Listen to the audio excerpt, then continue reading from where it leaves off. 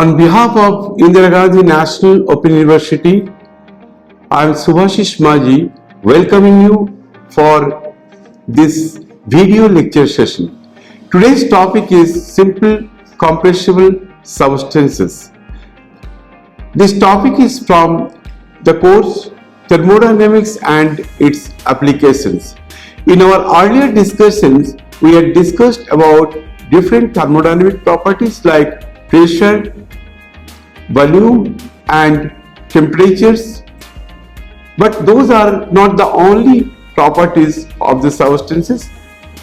There are several thermodynamic properties, but we will only consider of simple compressible substances. Objective of today's discussion is, after listening to this video lecture, you will be able to understand the concept of phase, explain the saturation states, recognize triple point, explain the property diagram and describe dryness fraction. Obviously, we will try to do some numericals on this topic so that your concept becomes very clear. Simple compressible substance. The word simple compressible implies that the only work mode is the PdV work mode. Pure implies substances composed of a single chemical species such as water, ammonia and nitrogen, and so we exclude all mixtures of two or more substances. Any two independent thermodynamic properties are sufficient to establish the stable thermodynamic state of a controlled mass composed of a pure simple compressible substance. Now we have already discussed about the intrinsic properties. Those are independent of mass. Thermodynamic properties are the properties such as pressure, temperature and volume. Stable means an equilibrium state. Any two independent intrinsic thermodynamic properties are sufficient to establish the stable thermodynamic state of a pure simple compressible substance. Now, any two independent properties are required to define the state of a system. If you want to find out P, then if you know T and V, that is temperature and specific volume, you can easily find out the P. So P, pressure, is a function of temperature and specific volume. Now if you think for internal energy U, that can also be a function of temperature and specific volume. The choice of the independent variables is arbitrary. In our discussions, when we discuss about P is equal to P within bracket T and V, that means P is a function of temperature and specific volume. Temperature and specific volumes are considered as independent variables. Now, the choice of the independent variables are arbitrary. We may choose P is a function of internal energy and temperature, or P is also a function of internal energy and specific volume, and U may be a function of pressure and temperature. So we can say that any two independent properties can define the state of a system. Phase changes. A phase can be defined as any physically homogeneous aspect of a system that transforms from one phase to another, namely melting and freezing, vaporizations and condensations are known as change of phase. Now, you might have noticed that ice is a solid, and if you supply heat onto the ice, that will melt and it will become water. So it is a phase change from solid to liquid. Now, in this diagram, you see that how the phase change occurs, and in this diagram, energy is taken in x-axis, and in the vertical axis, that is the temperature. Now, you see that if you have ice, that is a solid phase of water, and if you supply heat, the ice starts melting. But so long as it melts, its temperature will become constant, and the temperature will not rise even though you supply heat to the ice. When all ice melts, then even if you supply heat, then the temperature will rise, say from 0 degree to the higher degree, and if you keep on supplying heat, the temperature of water will increase from 0 degree to 100 degree. After that, if you supply heat, the water will be transforming into vapor phase, and so long as complete conversion from water to vapor occurs, till that during the phase changes, again the temperature will remain constant, and when it will be complete vapor phase, even if you supply heat, the temperature of vapor will increase for that case. Now we see that phase changes means any substance is changing either from solid to liquid or liquid to gas, or in the reverse case, gas to liquid and liquid to solid. Now see, when solid to liquid phase change occurs, it is known as the melting.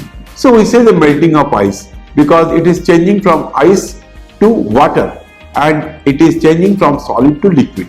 But liquid to solid, suppose water is there, and if you keep that water inside the deep freeze, it will be transforming into ice, that is a solid state.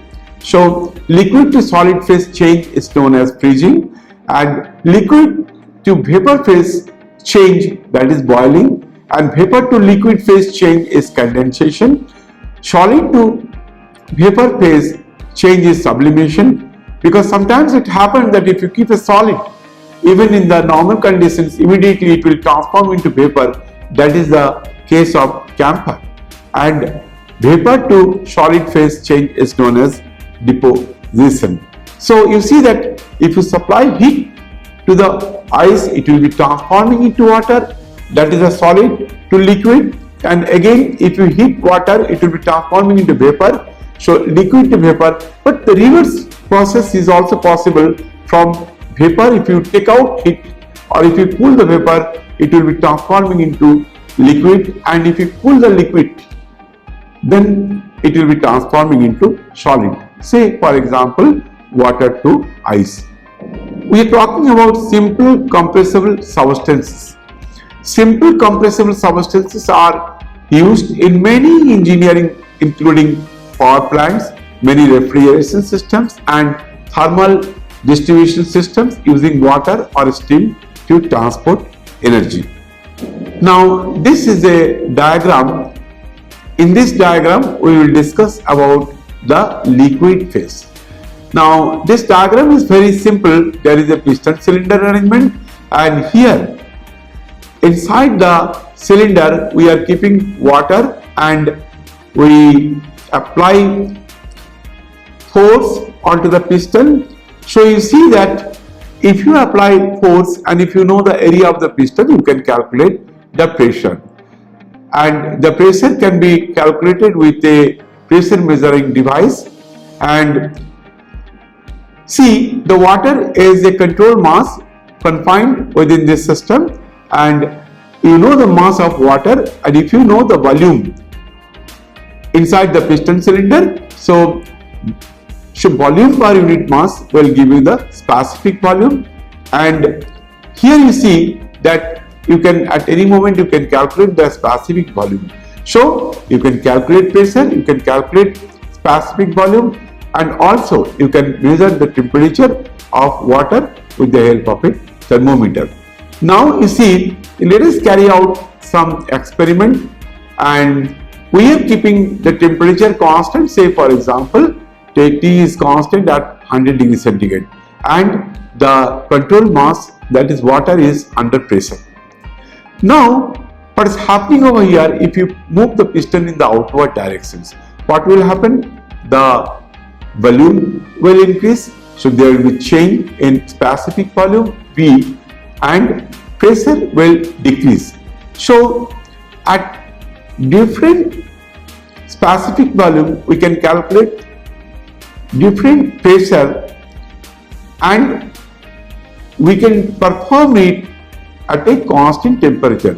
That is, we are keeping the temperature of water at a constant value, say for example 100 degrees centigrade. Now we can plot at different specific volume with pressure versus specific volume. We can plot the curve, and you see that if you decrease the pressure by moving the piston in the outward directions, the pressure is decreasing, but there is a slight change of volume. Why I am telling you this is a slight change of specific volume will be there if you reduce the pressure, because water is considered as a compressible fluid. Water is considered as a incompressible fluid. Now we will talk about the saturation and phases. As the volume of the system is increased further, that means the piston is moving in the outward directions for a constant temperature process, we find that after the control mass reaches a particular volume corresponding to the point C, the pressure of the control mass remains constant. You see that you are reducing the pressure, and when the pressure reaches at the point C, then even though you are moving the piston in the outward direction, but pressure is not decreasing. But in your previous case, when it was the control mass, that is water, was there, that time if you reduce the pressure, there was a continuous change in specific volume. But in this case, what is happening, that at point C, it has reached to a particular point, and even the piston moves in the outward directions, so the pressure is not changing, but specific volume is increasing because you are moving the piston in the outward directions. But if you further decrease the pressure, if you move the piston in the outward directions, you will find that pressure remains constant to a particular point. And why the pressure is constant? Because here there is a change of phase takes place, and from point that in the horizontal line, from the extreme left hand point to the extreme right hand point, it will be a two-phase mixture. That means the water will be converting into vapor. Now here you see we will introduce a very important property that is known as the dryness fraction. It is also termed as quality of vapor. It is a measure of the relative proportions of vapor and liquid phases in a mixture. How do you define dryness fraction? The dryness fraction of an equilibrium liquid vapor mixture, X, is the mass fraction of vapor in a mixture. So X we can define as mass of vapor whole divided by mass of vapor plus mass of liquid. If the mass of vapor is defined as mg, and if the mass of liquid is mw, so total mass will be the mass of vapor and mass of liquid, and mass of vapor is mg, so X is expressed as mg by m. Now you see that at any moment in the two-phase mixture, the total volume is equal to volume of vapor plus volume of liquid. So Vx is the total volume is equal to Vg plus Vf. What is Vg? That is the mass of vapor and Vf is the mass of fluid. Obviously, that is a mixture consisting of, say, vapor and liquid. So M is the total mass of the mixture. So we can write that Mf is the mass of liquid and Mg is the mass of vapor. So we know that Vx is the total volume is equal to total volume of vapor plus total volume of water in the mixture. So M into Vx, because Vx is the volume per unit mass. So total volume will be M into Vx is equal to Mg into Vg plus Mf into Vf.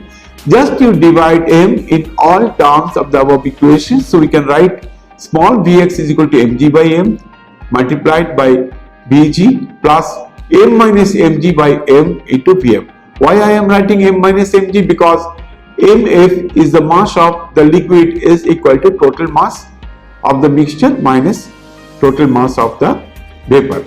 So here we know that Mg by M is termed as X, that is the dryness fraction. So Vx is equal to X Bg plus within bracket 1 minus X, because M minus Mg by M we can write 1 minus Mg by M. So we can write 1 minus X into Vf, the final expression. Final expressions we can get Vx is equal to X Bg plus within bracket 1 minus X into Vf. Now this is a very important expressions. So if you know the dryness fraction, you can calculate the properties, that is specific volume. In the same way, we can get the other expressions like enthalpy, internal energy or entropy, that will be introducing you when we will discuss about the second law of thermodynamics. Now see, since we have got the expressions for Vx, so we can extend the above relationship to derive other intensity properties such as Hx is equal to X Hg plus 1 minus X Hf and Ux is equal to X Ug plus 1 minus X Uf and Sx is equal to X into Xg plus 1 minus X into Sf. Now superheated vapor. Now suppose you are while moving the piston in the outward directions, you are reducing the pressure, and suppose you have already come to a point where all the liquid has converted into vapor, but still you are moving the piston in the outward directions. In that case, you will find that the pressure is decreasing, but the mixture will be in the superheated region. We can say that is the superheated steam. Here, the process of constant temperature was halted at the state D, because you at the point C, the just converting of water to the vapor just started. Now, if you reduce if you move the piston in the outward directions, that means you are reducing the, when there is a change of phase takes place, that time the pressure will remain constant till all the water particle becomes vapor. After that, if you move the piston in the outward directions, the pressure will decrease but temperature will increase. That means it will be in the superheated, you will get the superheated vapor. So here the process of constant temperature was hot at state D, as we have mentioned, and the control mass had just been completely changed to the vapor phase. Now this is the PV diagram. So in our earlier case, we have done the process for measuring pressure versus specific volume at a constant temperature, but here we are doing the same process by keeping a different temperature. That means we will get a different isotherm line. So we will get a series of lines, and you will see that there are horizontal lines, those are in two-phase mixtures, and if you increase the temperature or isotherm temperature, then you will see that the length of the horizontal line will decrease, and at particular point, if this horizontal line will disappear, we say that it is in the critical temperature it has reached.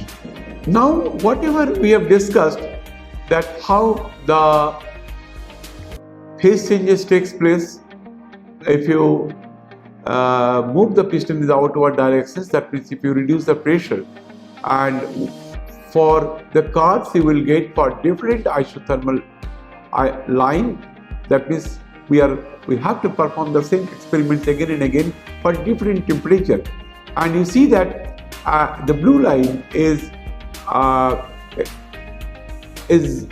representing for saturated water, and the red line will represent the saturated vapor line, and inside the dome the substance is as a two-phase mixture. It is a mixture of vapor and water, and on the right side of it it is in the superheated region.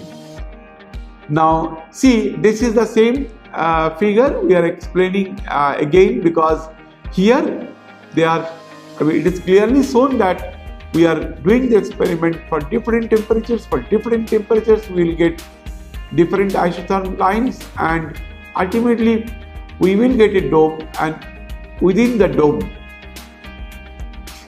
the substance is as a two-phase mixture.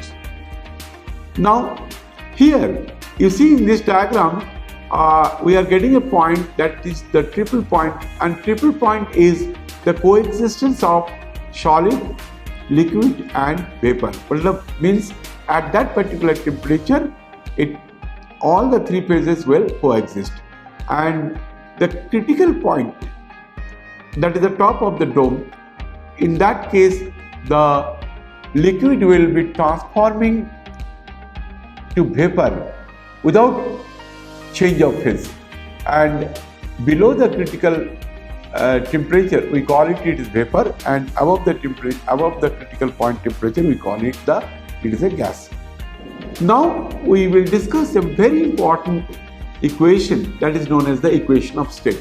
It is possible to develop mathematical relations among PVT, pressure, volume and temperature data, or other property sets for a particular substance. Such relations are called equation of state. The most useful equation of state we all know is the ideal gas equation, which relates PV and T through PV is equal to NR bar T. What is P? P is the pressure, V is the volume, N is the number of moles, and R bar is the universal gas constant, and T is the temperature in Kelvin scale. So this equation, but these equations we can write in different forms. So let us see how we can write the same equations in different forms, because the N is the number of moles. Generally this form of equations is extensively used by chemistry and physics areas, but in engineering applications we use the mass of the substance. Now let us see how we can write the same equations in different forms. We know that the number of moles of gas N is equal to the mass of the gas divided by the molecular weight of the gas, capital M. Here capital M is the molecular weight.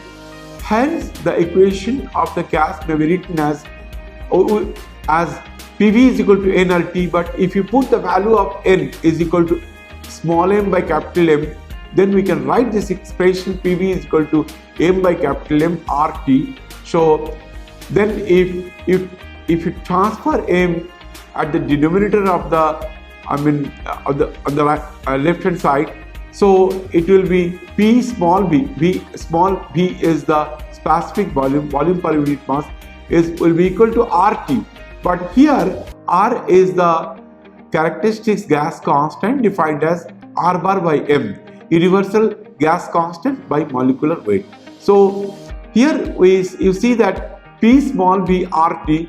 So this we will use several times while analyzing our thermodynamic system. So there are other properties of the ideal gas. we know that for ideal gas, internal energy is a function of temperature only. So U is a function of T. We will write in terms of mathematical expressions like U is equal to UT. If U for the ideal gas depends only on temperature, so CV is equal to du by dt, because if you differentiate that U is equal to UT, so we will get du is equal to CV dt. So CV, that is the specific heat at constant volume, is equal to du by dt. That is the change in internal energy with respect to the change in temperature. Now we know that there is another property, that is enthalpy is equal to U plus PV, but U is a function of T and PV is equal to RT from our earlier state equations. So we can write H is equal to UT plus RT. So H is a function of temperature. Again dH is equal to Cp dt. In turn we are getting Cp is equal to dH by dt. This is one more term which will be used again and again for our future analysis of thermodynamic system.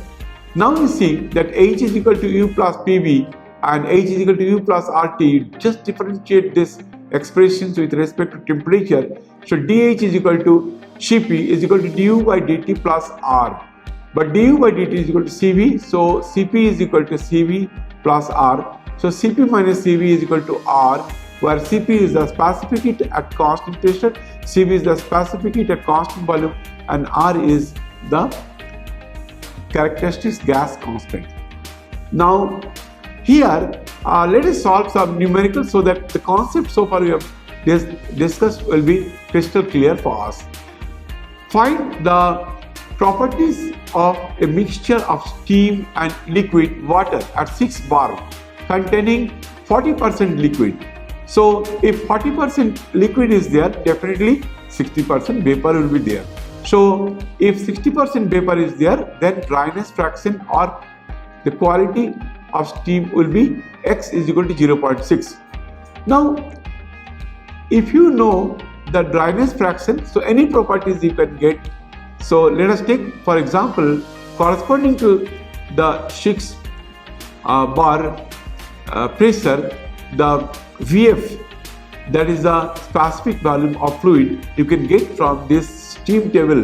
These values are all given for different pressures. So you go to the steam, you just look at the steam table for 6 bar.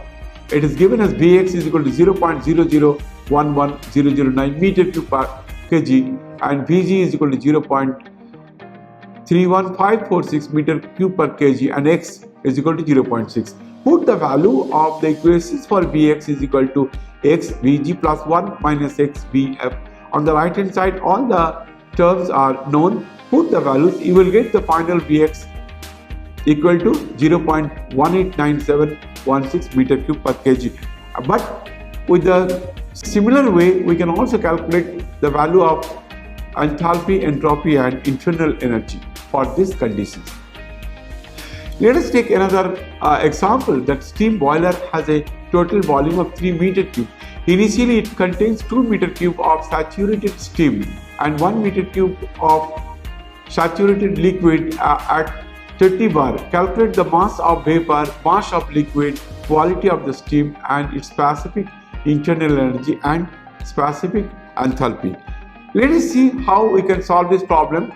Here you see that total volume of boiler is given as 3 meter cube at 30 bar. It contains 2 meter cube of vapor and 1 meter cube liquid. So this means that the boiler initially contains a mixture of water and vapor, and volume of vapor in mixtures is Vg, that is mg small Vg, but mg is equal to 2 divided by 0.0666 because total volume of vapor is given as 2 meter cube and Vg, that is the specific volume of vapor for that particular pressure is known from the steam table. So we can calculate mg is equal to 30.03 kg. Simply the volume of liquid in the mixture is equal to Vf, Mf is Vf and Vf. So Mf is equal to 1 divided by Vf because 1 is the total volume, and Vf is the specific volume of the fluid at the particular pressure. That can be we can get from the steam table. So after getting the value of Vf, that is 0.0012165 from the steam table, we can calculate the Mf is equal to 822.16 kg. So quality of steam or dryness fraction of steam X is equal to mg divided by mg plus mf. Mg, that is the mass of vapor, we have already calculated 30.03, and the mass of vapor and mass of liquid are already known.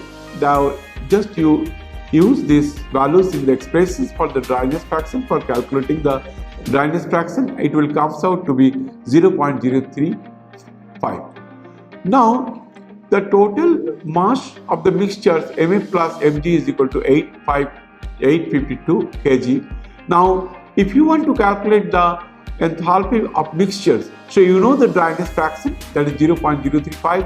Hg and Hf you can calculate from the you can find out from the steam table, put the values in these expressions and calculate enthalpy of the mixture.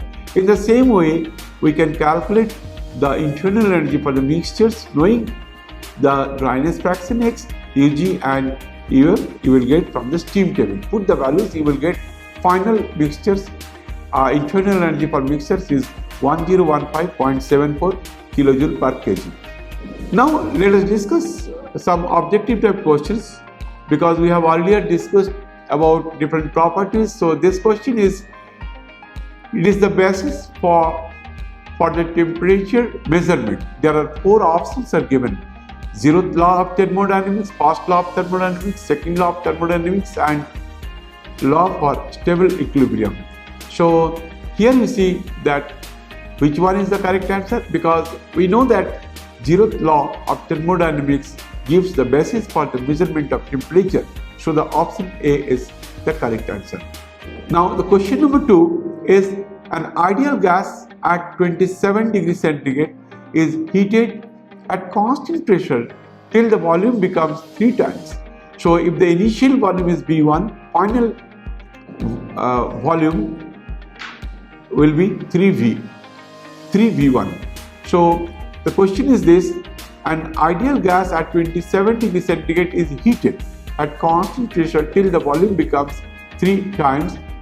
What will be the temperature? You see that in this case the pressure is constant. So we know from ideal gas equation that P1 V1 by T1 is equal to P2 V2 by T2. But since it is a constant pressure, so P1 is equal to P2. So final equations will come: V1 by T1 is equal to V2 by T2. So V2 is equal to 3V1 and T1 is given as 27 degrees centigrade, but you have to convert it into Kelvin scale by adding 273. So T1 will be 300 K, and put all these values like V1, V2 and T1. If the final temperature will be as 900 Kelvin, and that if you again convert it to Celsius, it will come to 627 degrees centigrade. So the answer is the option C. Now we started with the simple compressible substances, and there we discussed that simple compressible substances are water, ammonia or nitrogen. Only PDV work mode is there, and we will discuss only for the pure compressible substance in our subsequent discussions. And we have seen the change of phase, how it takes place for the liquid, and there may be change of phase takes place from solid to liquid. There may be a change of phase takes place from liquid to vapor, and in the reverse process is also possible. Suppose some vapor is there, if you cool it, it will be condensed into water. If you further cool it, then the water will be converting into ice. So any change of phase takes place from solid to liquid, liquid to vapor. Reverse is also possible from vapor to liquid and liquid to solid. So we discussed about the dryness fraction. How we can calculate dryness fraction? That is defined as the mass of vapor divided by the total mass of the mixture, and mixture consists of the liquid as well as vapor. Now let us summarize our discussions very quickly. We discussed the concept of phase, we discussed the saturation states, we discussed about the triple point, and also explained the property diagram, and also we described dryness fractions and solved some numerical so that our concept will be very clear. Thank you very much. Today let us finish over here. If you have any difficulties, you can ask questions through mail or WhatsApp number. So if you have any queries, kindly ask questions, as many as questions is possible. We love to answer your questions. Thank you very much.